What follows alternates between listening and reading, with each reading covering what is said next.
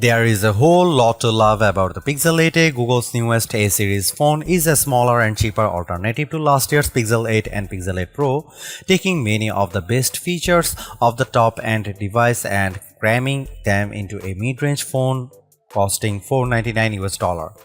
Arriving 6 months after the flagship Pixels and 6 months before the expected announcement of the Pixel 9, the Pixel 8a is more than just a mid-generation stepping stone.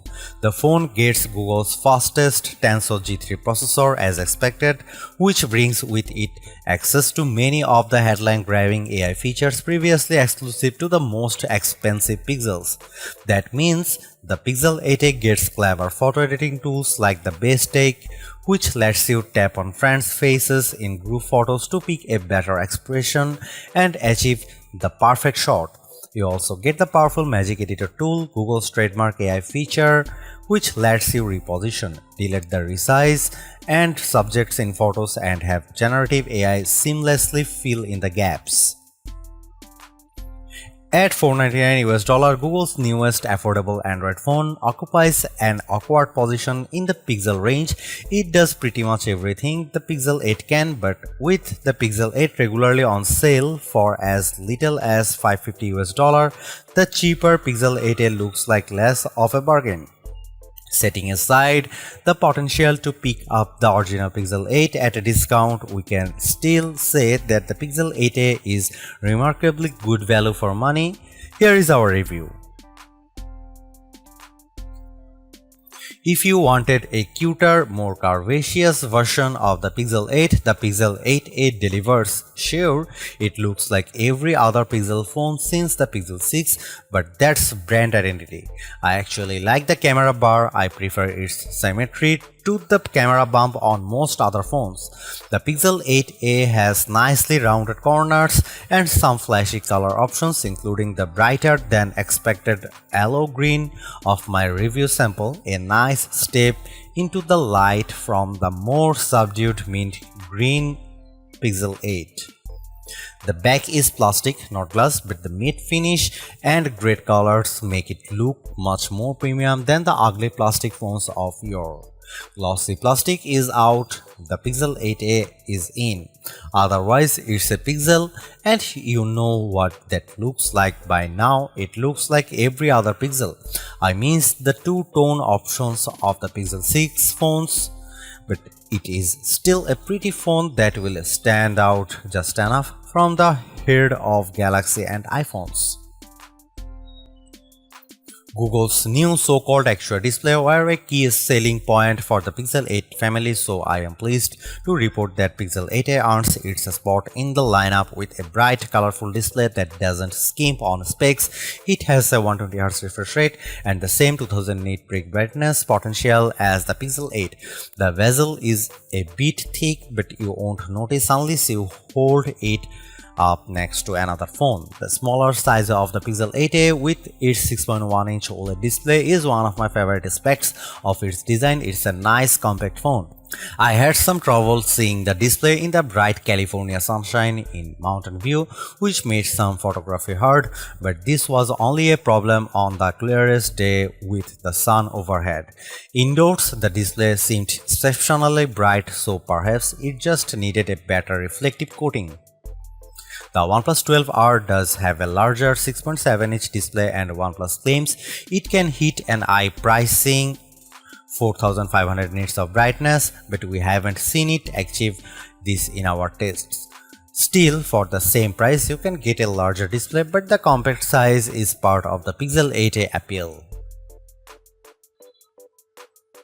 Google makes the best Android phone software much better than Samsung's One UI. While OnePlus and Motorola stay close to Google's design, you can't beat the house of Android for simplicity and ease of use. Maybe it's getting too easy. Android used to have many more customization options to organize your home screens and your app list. Most of these are gone now. You can't even put apps into folders in Google's app menu. On the other hand, Google does the best job with things like notifications. If I get a notification I don't want, I just hold my finger on the message and I get a robust setting tool that lets me turn off all notices from an app or just certain categories of interruption. I get to pick what each app notifies me about and I don't have to dig to find the options. They just appear with a press. The new AI tools keep getting better. I make a new AI wallpaper every few days. Even better, I now let Google's AI answer most of my impersonal phone calls and I can see what my caller says in a live transcript as the AI handles them.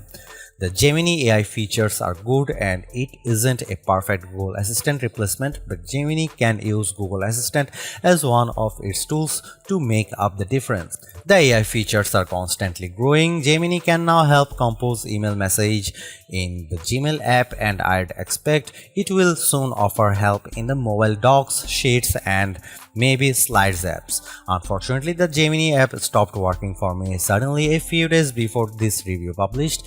I have reached out to Google to make sure that this is an isolated issue and I will update if I get a response. The Pixel 8a also carries forward the best of Google's AI image editing in Google Photos. You get the classic Magic Eraser and the newer Magic Editor AI features as well. The reason it can handle all these features is because the processing is done by Google in the cloud.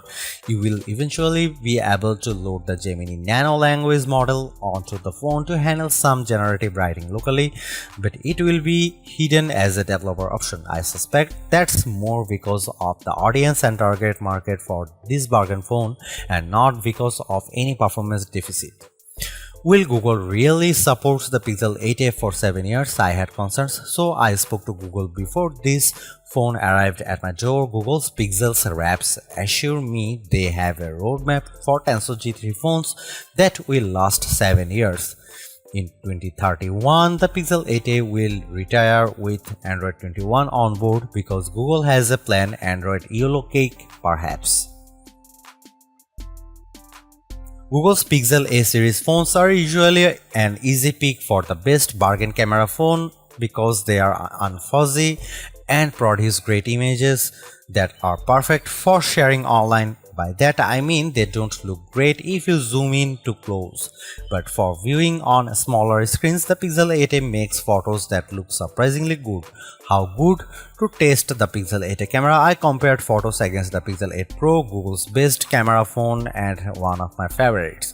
The photos were remarkably similar. If I didn't zoom in on a shot, I often couldn't tell which photo was taken by the Pixel 8a and which by the Pixel 8 Pro. Google's color and light balancing are nearly identical on both phones. Only in the darkest conditions was the Pixel 8 Pro advantage clear.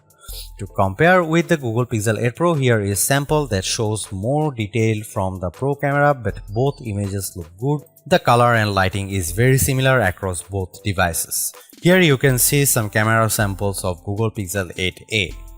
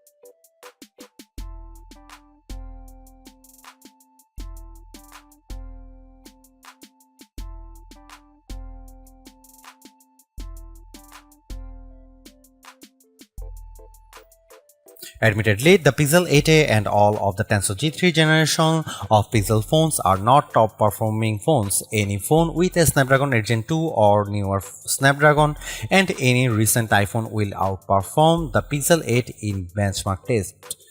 What does that mean in the real world? Not much. Unless you are playing the most demanding games or using advanced photo or video editing tools, the Pixel 8a will be enough to keep up.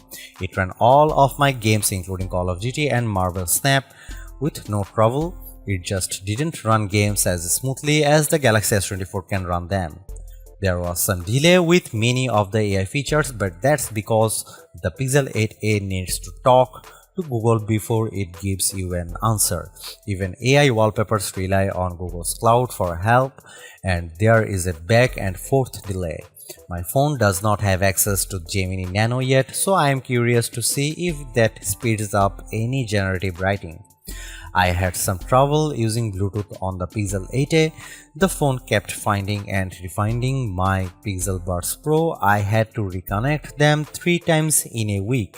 It had trouble holding the connection with my car stereo, and twice it lost my Ray-Ban Meta smart glasses. In a week or so of testing, I had only a small handful of issues, but it was annoying.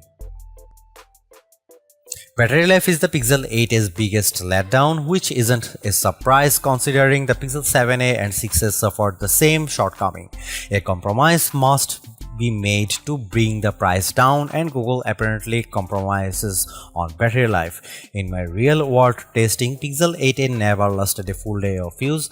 I used the phone at home for work and traveling by plane to Google I/O. It usually needed a top up on the battery after dinner if I was going to keep using it.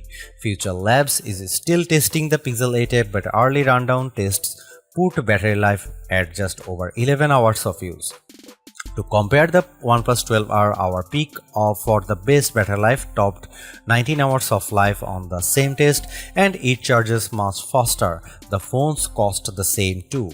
The Pixel 8 also charges a bit faster than Pixel 8a, whether wired and wireless, and the Pixel 8 can charge other devices wirelessly, which the 8a can't do. The Pixel 8a is my new favorite bargain phone, and if you need a new phone for less, the Pixel 8a gives you more than you would expect. You get Google's latest and greatest mobile AI tools, plus 7 years of Android updates in a package that's colorful and durable. You won't find so much of the future in any other phone that's this affordable.